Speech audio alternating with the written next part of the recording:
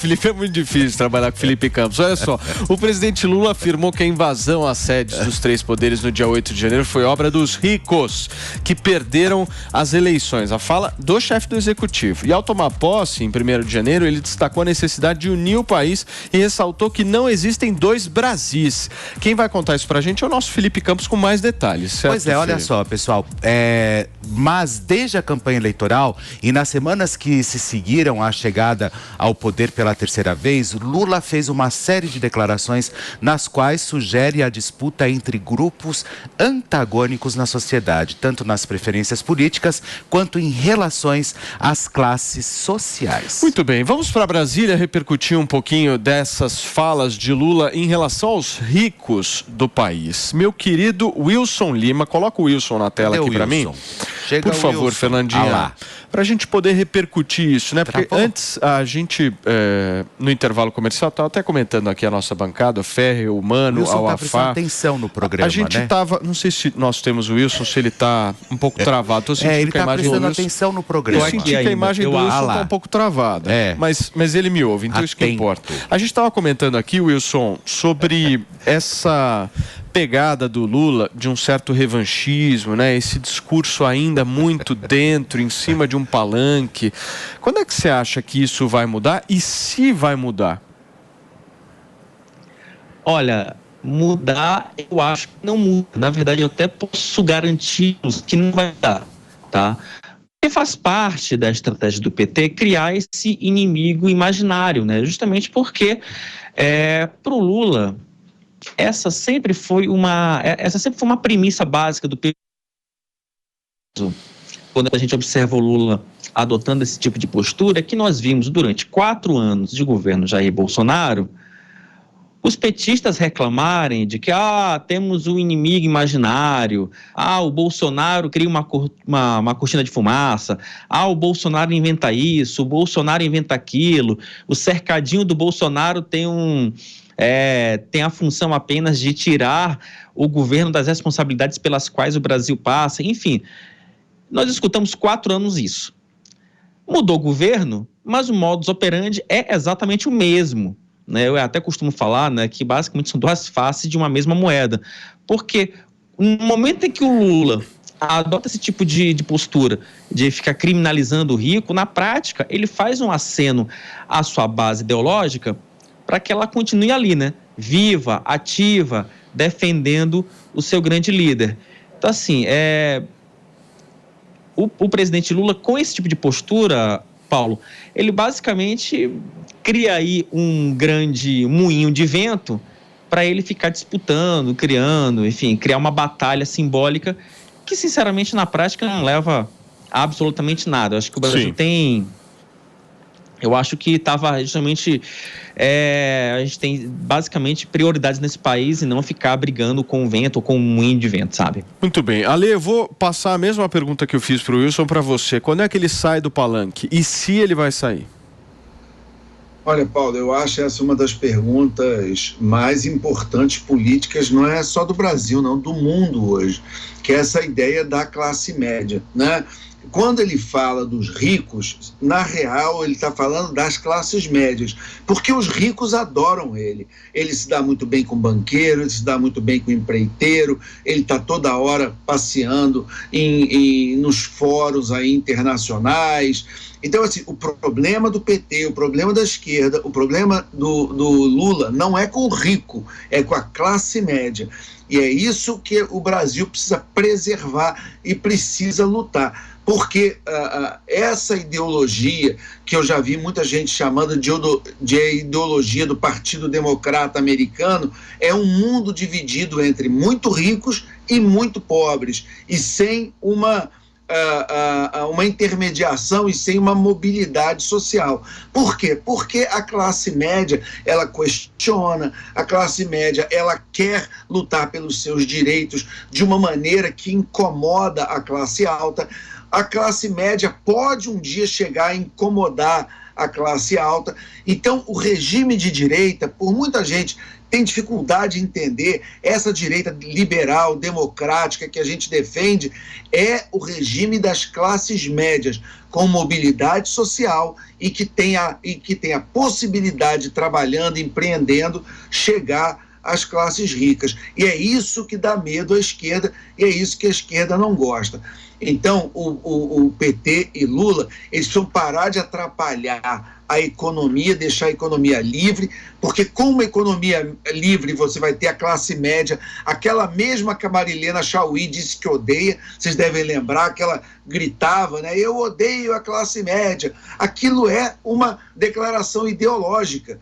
Os regimes... Cara, o Aristóteles, há 2.500 anos atrás, ele dizia que os melhores regimes são os regimes que têm classe média, porque a classe média é aquela que tem a sensibilidade para entender tanto rico quanto pobre e consegue fazer uma intermediação entre eles. E é isso que a esquerda tem muita dificuldade de entender. Então, um papel que a sociedade brasileira tem para os próximos 4 anos é não cair na conversa de ricos contra pobres, é tentar melhorar as condições de vida de todo mundo, é tentar melhorar todo mundo que está na faixa da pobreza para que ela chegue à classe média, porque é nessa classe média, com uma qualidade de vida digna, com uma educação digna, com sistemas de saúde, com renda, para que essas pessoas possam, inclusive, um dia chegar à classe alta. Agora, Moafá, eu vou pegar esse trecho que o Alexandre fala, justamente desse discurso do Lula, porque esse não é um discurso novo.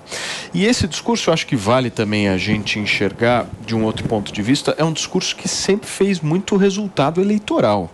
Lula se sustentou politicamente por muitas vezes somente dialogando com aquele eleitorado de muito baixa renda, né?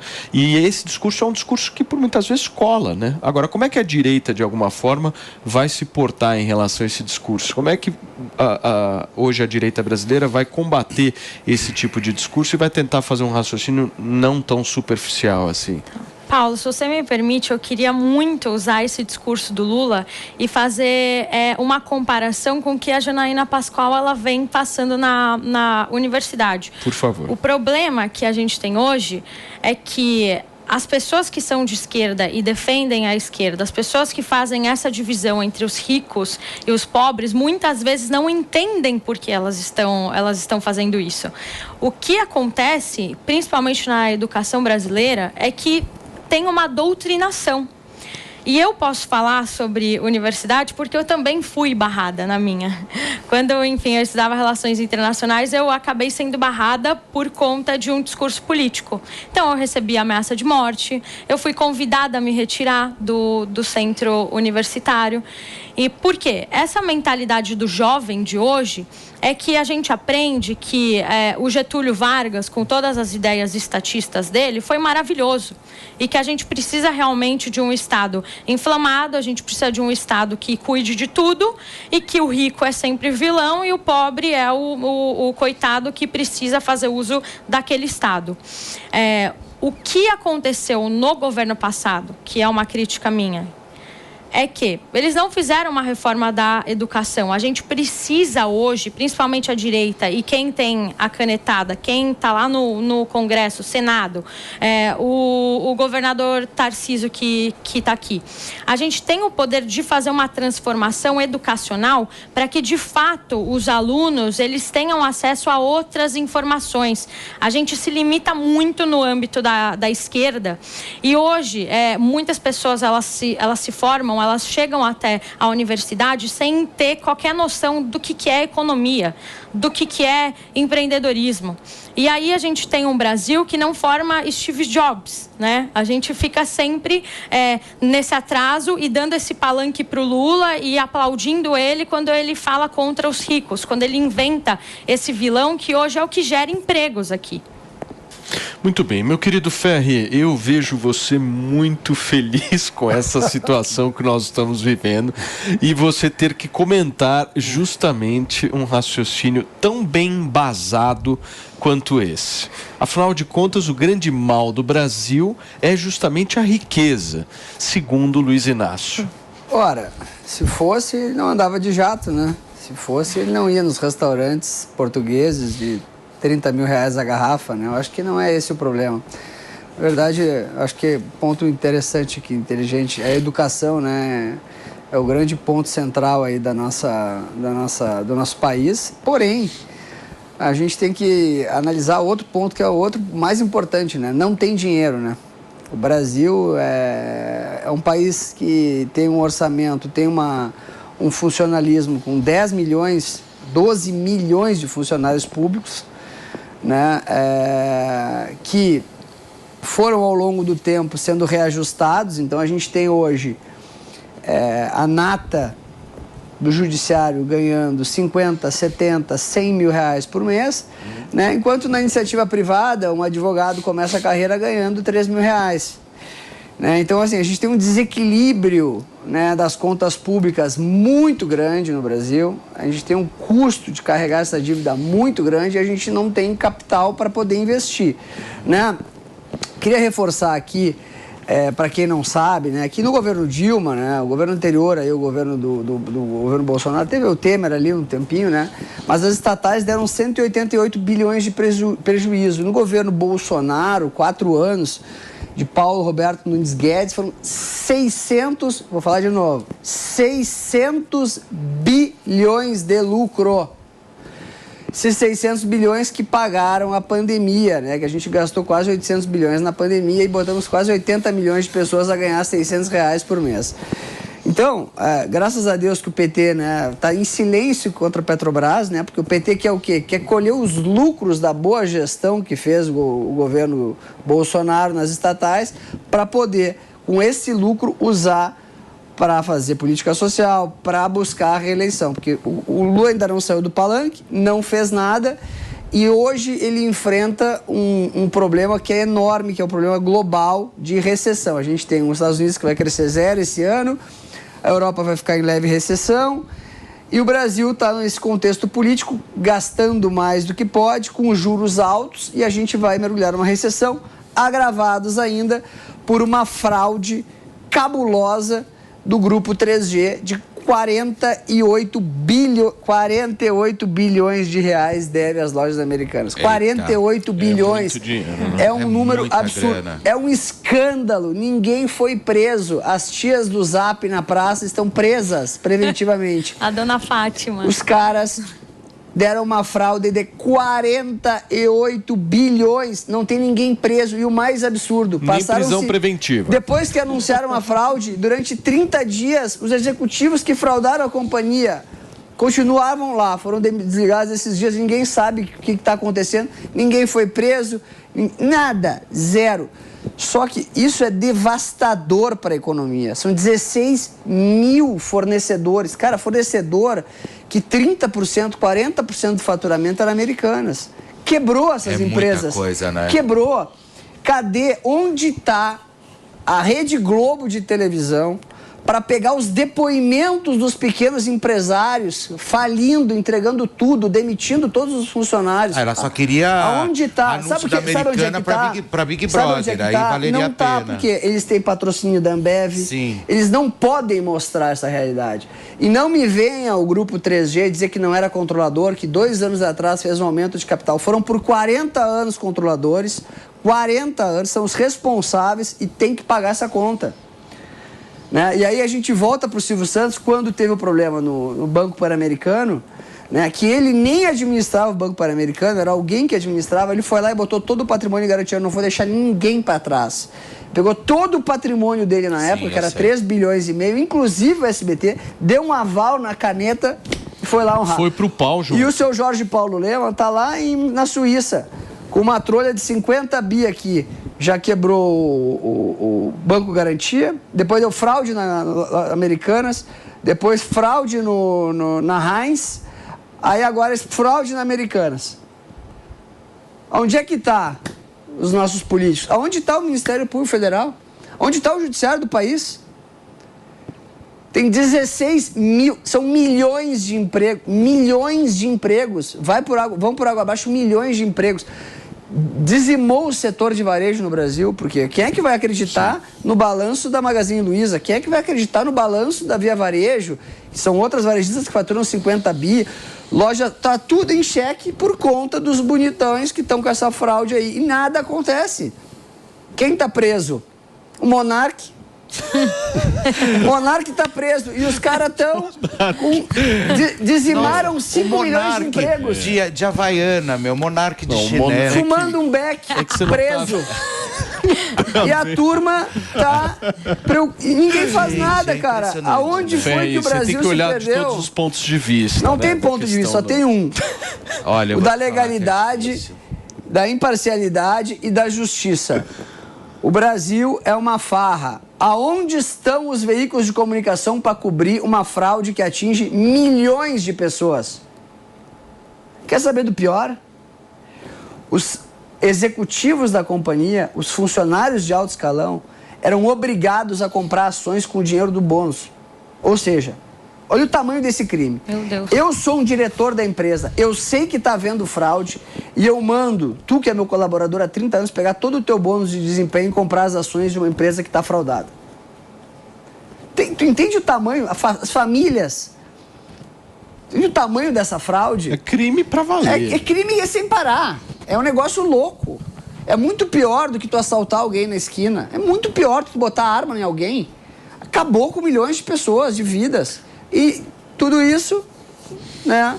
Agora, estamos esperando aí do governo Lula para ele cobrar o judiciário, STF. Vamos lá, cadê? E aí? O que vai acontecer? Eu perdi milhões nessa fraude. Eu na física. Então, e aí, o que está acontecendo? Ninguém faz nada, cara. Milhões? Milhões. Olha. Não. É rico, né? Felipe Campos. Ele é rico, graças Você não tá a Deus. entendendo, querido. O Ferretti é Ô, rico, mano, pessoal. eu queria muito uma avaliação Absurdo, sua sobre loucura. essa história toda e se você concorda com tudo isso que o Ferri falou. Olha, primeiro, essa questão das americanas é uma questão de polícia, né? A justiça precisa apurar e todos os responsáveis. Fraude é uma coisa absurda, mexe com a vida de milhões de pessoas. Mas eu queria voltar um pouco para a questão do discurso do Lula, porque esse populismo divisionista que coloca nós contra eles, ricos contra pobres, não produz nada de produtivo para o país, mas produz uma questão muito grave para a cultura política, para o espírito da democracia. Porque o ser humano tem uma tendência a animalesca, a querer o igual e a repudiar aquele que discorda. Quando Lula usa essa narrativa de nós contra eles, o que ele faz é um apelo ao que existe de pior no ser humano. E justamente esse espírito de divisão que não produz nada, afasta as pessoas do espírito da democracia, que é o espírito da convivência na diversidade, a convivência entre os diferentes. Então, a gente fala muito, ultimamente, hoje, completando um mês dos atos golpistas, a gente precisa falar mais ainda sobre a defesa da democracia e deixar muito claro que defender a democracia é defender o direito do outro de discordar, é defender a legitimidade da discordância. E essa narrativa populista do nós contra eles, do rico contra pobre, de dividir o país, que vai contra justamente toda a suposta promessa que Lula fez de união e reconstrução nacional, só contribui para esgarçar o tecido social brasileiro. No momento em que a gente tem tantas dificuldades, como o Ferri estava falando, um desafio econômico gigantesco, pessoas, enfim, a fome saiu de controle, a gente voltou ao mapa da fome, tantos problemas gravíssimos do ponto de vista econômico, social, na vida real das pessoas, a gente vê o governo perder tempo nessa divisão do país, no lugar de apresentar com clareza qual é a sua agenda para resolver os problemas. É disso que o Brasil precisa. Quais são as reformas que nós vamos fazer para resolver os problemas, para fazer a conta fechar, para fazer com que a comida volte para o prato de quem tem fome? Muito bem, turma, deixa eu só me despedir de quem nos acompanha pelo rádio. São 11 horas e 56 minutos. Muito obrigado pela sua companhia, pela sua audiência. Amanhã a gente está de volta esperando cada um de vocês. Podem seguir aqui, por favor. Rapidamente, nós temos poucos minutos e eu quero ouvir o Alexandre. Eu sou favorável, mais uma pauta polêmica. Eu sou favorável a que o pessoal está dizendo que não pode fake news na internet, que, inclusive os ministros do STF são contra, um escárnio e tudo mais. Eu sou favorável que realmente a gente seja contra as mentiras na internet, né? Então, por Graças favor, a Deus, né? a gente tem que parar com mentiras na internet, né? Então, assim, tem gente muito poderosa na República, que foi eleita há pouco, que abre a boca e não fala uma frase de verdade. Só mentira. O Lula. Né? Mitomaníaco. Então, assim, vamos botar a regra para valer? Não pode mais mentir? Eu sou favorável. Se não puder mais mentir, eu tô favorável. Muito bem. Alexandre Borges, pra gente fechar. Bom, vamos lá, alguns pontos rápidos. Primeiro, sou totalmente a favor de combater mentira, desse governo principalmente, inclusive o deputado Kim Kataguiri foi atrás de uma mentira há pouco tempo, acionou o governo, esse deputado que foi tão atacado à esquerda e à direita, mas teve uma atitude que vai além de live, ele foi e fez alguma coisa, então parabéns ao deputado. Outra coisa também é o seguinte, teve muita lucratividade nas estatais, teve sim, graças à Lava Jato, que infelizmente esse governo acabou. Então eu espero que um dia a gente volte a ter a Lava Jato, a gente volte a investigar roubos em estatais e não simplesmente mate forças-tarefa por causa aí de acordões e coisas que infelizmente mataram a Lava Jato, que tantos resultados bons estavam dando para o Brasil, inclusive de bons resultados para as nossas estatais. Então é isso aí, eu acho que está todo mundo aí na mesma página, está todo mundo aí querendo o melhor para o Brasil. Vamos lutar, independente de ideologia, independente de ficar atrás de político A, de político B, a prioridade é o Brasil. Vamos todo mundo aqui junto lutar pelo Brasil.